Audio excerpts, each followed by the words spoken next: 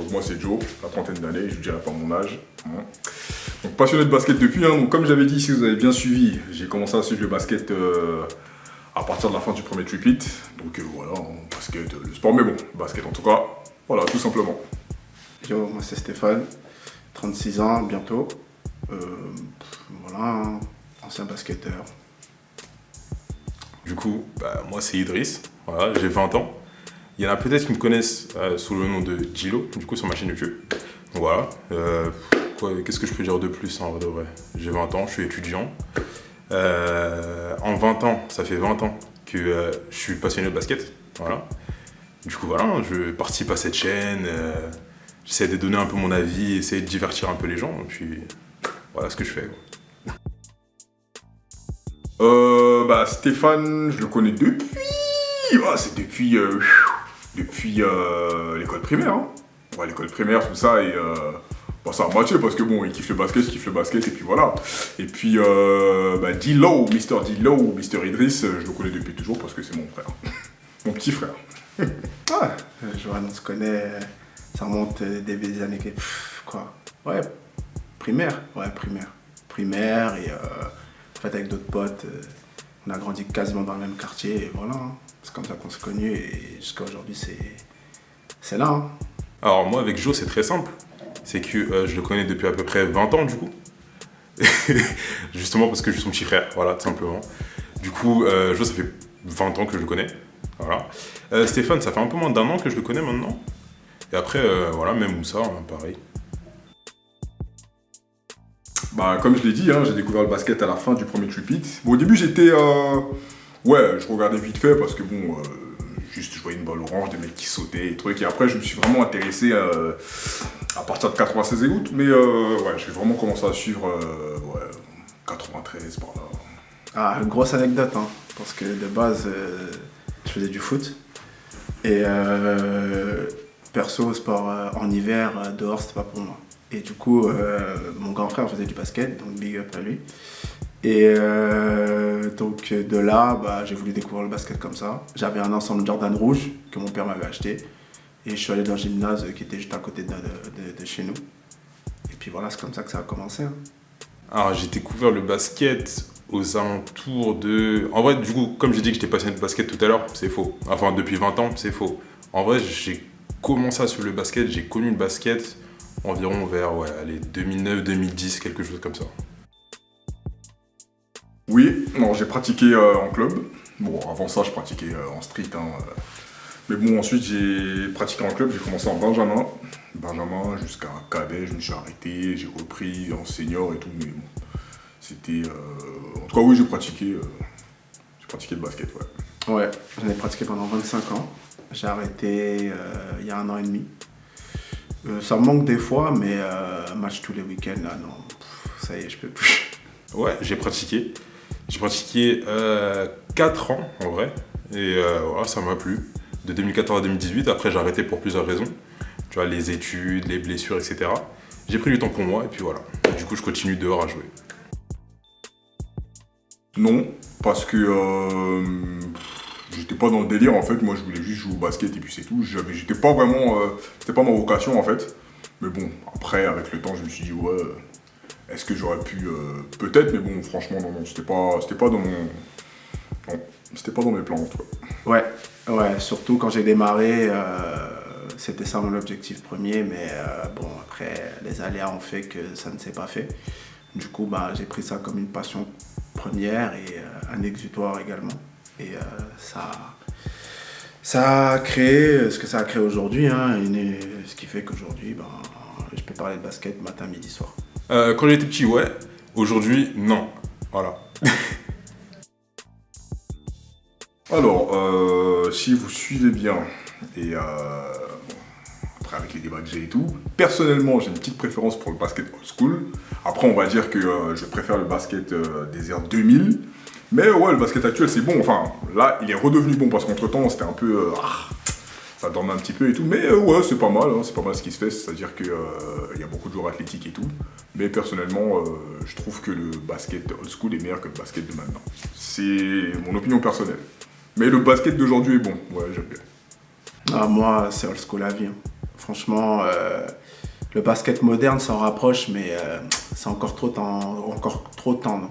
On accorde trop d'avantages aux attaques aujourd'hui, ce qui fait que ça rend moins le basket peut-être plus spectaculaire, mais moins tactique et plus, on va dire, plus libre. Alors qu'avant, avec les défenses rugueuses, comme dans les années 90, ça rendait le basket peut-être moins spectaculaire, mais on va dire plus appréciable en termes de match. En vrai, ça dépend. Le basket old school, c'est vraiment la passion. Tu vois, c'est vraiment les bons souvenirs, etc. Là, je parle plus des années 2000, parce que les années 90-80, j'ai pas connu. Mais ouais, comparé au basket d'aujourd'hui, je pense que, ouais, comme d'habitude, il y a un peu plus de défense. Après, qu'est-ce qu'on peut dire de plus en vrai?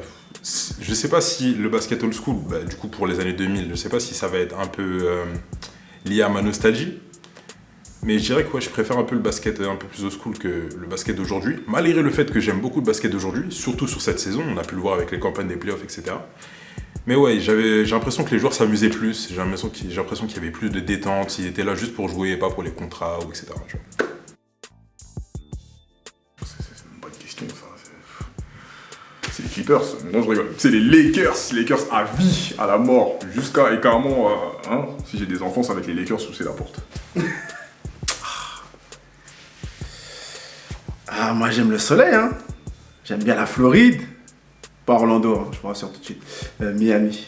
Miami, pourquoi Miami? Comme je disais tout à l'heure, moi, la défense c'est mon truc. Et Miami c'est spécialiste de la défense.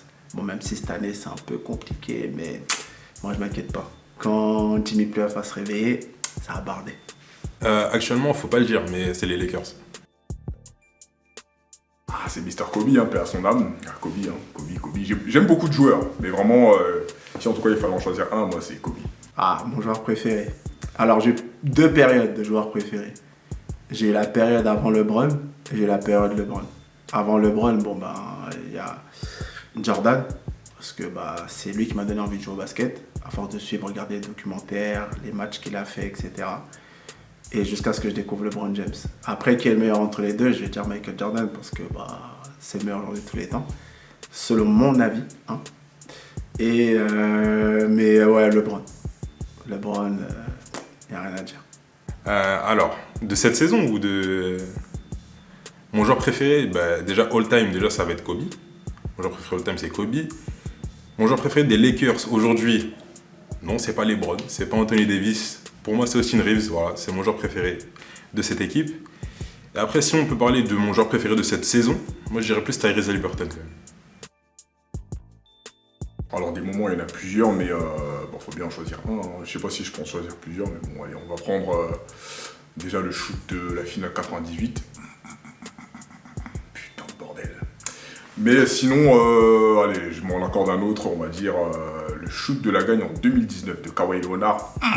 En plus, il y avait un contexte bien particulier. Bon, je raconte un peu ma vie. Hein. Il y avait un contexte bien particulier parce que j'étais bloqué à l'aéroport et tout. J'étais en state en plus. Donc après, je me suis dit, on passe le temps, je regarde. Putain, j'ai crié. C'est un truc de ouf. Et après, le joueur qui m'a marqué, Kobe et Hakeem Olajuwon. Parce qu'il était tellement fort qu'il m'énervait en fait. Donc, limite, c'est pas que je l'aimais pas, mais il me rendait ouf. Mais après, j'ai appris à le kiffer. Donc voilà, c'est vraiment ces moments-là qui m'ont marqué. Il y en a beaucoup, hein. Allez, un petit moment, allez, je me fais plaisir et tout. Le contre de LeBron James en finale 2016. Putain de bordel. Ah là là, c'était un truc de ouf. Il y a 2 moments qui m'ont marqué. 2 matchs en tête. Finale de conférence 2000, Lakers Blazers. Portland, je refais juste le truc vite fait. Portland mène de 15 points. Les Lakers font un 26-0 en 8 minutes. Donc voilà quoi. Ça, c'est un truc à vivre en direct. C'est des trucs... tu cries, tu sautes dans ton salon, même si j'ai dents, tu t'en fous complètement. T'es comme un dingue. Et en 2013, le shoot de Ray Allen, Game 6. Ça, j'ai veillé toute la nuit. En plus, je taffais peut-être 40 minutes après, je taffais. Donc, j'ai pas dormi de la nuit. Et j'ai regardé le match de 3h à 6h du matin. J'étais comme un ouf. Quand il met son tir à 3 points, je saute dans le salon, je crie. Ma mère sort du salon. Hey, qu'est-ce que tu fais là? Ça, c'est... mémorable. Un joueur, franchement, j'ai cité Michael Jordan et LeBron, mais il y en a 2, moi, qui m'ont vraiment marqué de ouf. Kevin Garnett. Oh, Kevin Garnett, c'était quelque chose. Hein. Ah là là là là, Kevin Garnett, c'était quelque chose. Hein. Jusqu'à j'ai un pote à nous qui m'appelait Kevin Garnett parce que j'étais aussi fin que lui et je sautais comme lui. C'était abusé. Et Dwayne Wade. Ah, Dwayne Wade, pour sa taille, ce qu'il faisait, c'était grave. Il passe de meneur à deuxième arrière et c'est un des meilleurs compteurs de l'histoire chez les arrières. On peut pas tester. Vraiment. Alors j'en ai plusieurs, du coup je vais retourner sur Kobe. Un joueur qui m'a marqué, c'est Kobe. C'est un peu lui qui m'a fait commencer le basket, entre guillemets. Et un moment mémorable, en vrai je pourrais parler de son dernier match, le match où il cale 60 points. Et il fait gagner les Lakers contre Utah. Donc pour moi je pense que c'est l'un des plus beaux moments de sa carrière, tout simplement. Alors, Game Talk, c'est avant tout voilà, un kiff. C'est après une vision bien particulière, hein, parce que bon, on fait ce qu'on aime, mais on aimerait vraiment faire un truc bien encadré. Mais c'est avant tout des passionnés. Hein, c'est des frères, hein, voilà, on est comme des frères et tout. Et voilà, c'est juste du kiff bien organisé en fait. Mais sinon, voilà, c'est un peu ça, hein, c'est un peu ça pour moi. Hein, et du coup, on fait les trucs et autres. Mais bon, c'est d'abord avant tout un kiff et voilà quoi. C'est de la passion aussi. C'est des passionnés pour une passion. Dans le sens où on kiffe ce qu'on fait, on aime ce qu'on fait. Et on ne se lasse pas de parler basket, matin, midi, soir. C'est, je vais pas dire une religion parce que voilà, mais presque. Franchement, c'est abusé. Franchement, c'est une encyclopédie, c'est tout ce que vous voulez. Vraiment, c'est un truc, si tu es dans ce monde-là, tu peux que comprendre. Ma vision de Game Talk, le futur, voilà, le divertissement, l'information, et voilà, l'amusement, la famille, voilà. Game Talk, kiffez, abonnez-vous. Mais bon, avant tout kiffer, hein, c'est ça le maître mot. Et surtout, fâchez-vous comme vous voulez, on s'en fout. Tout ce qui est dit n'est pas modifiable. Le reste, c'est plus mon problème. Voilà. Commentez, partagez, likez, ayez vos avis, allez jusqu'au bout. Et tous les termes que vous proposez, que vous dites, gardez-les pour vous. Peu importe ce que les gens disent, on s'en fout. Un mot pour la fin, abonnez-vous, commentez, partagez, donnez de la force, c'est important, parce que la force, elle viendra de vous.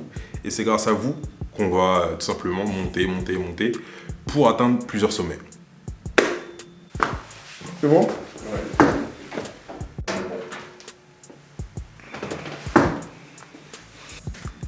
Cut.